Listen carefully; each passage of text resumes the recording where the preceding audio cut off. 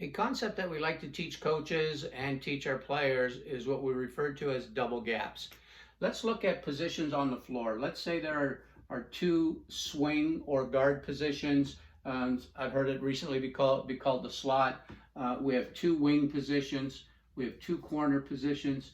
All right, so for now on the perimeter, let's say there are 6 positions. There's more than that, but we're going to say there's 6 positions on the perimeter. If we're teaching a Canada style of play type offense, we want to make sure we're aware of what these 6 positions are. I'll add a couple more in a moment. If we come down the basketball floor, let's say that one of these players has the basketball. This player here has the basketball. And let's say no one got to this corner at all. No one got to that corner. So here, the distance between these two players, 15 feet give or take, the distance between these two players about the same, about the same, about the same. We refer to that as a single gap. And for decades, we have been trying to play basketball by attacking the basket in a single gap. The most successful teams today, they attack the basketball in what we call a double gap.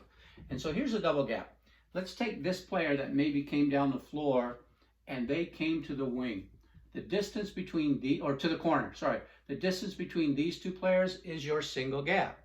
But if we look at the distance between this player now and this player on the far wing, that is what we refer to as a double gap. That's a double gap because there's nobody in this position, so the space here is large.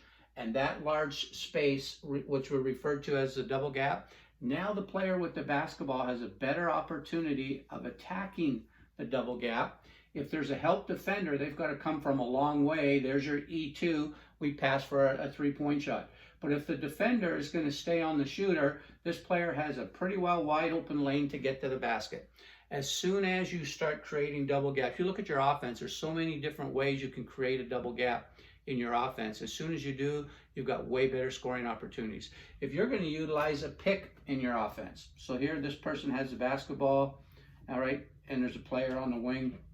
If this player passes the basketball to this teammate and then goes to set a pick, and now we're going to execute a pick and roll, this player cannot fill and come up into the other guard position, because as soon as they do, they're taking away a double gap. They've got to stay here on the wing. Let these two execute a pick and roll or a pick and pop into a double gap. As long as it's into a double gap, you have a way better chance of scoring. So creating double gaps in your offense, and we'll look at a couple other examples coming up as well, is a tremendous skill that's really helping kids get to the basket.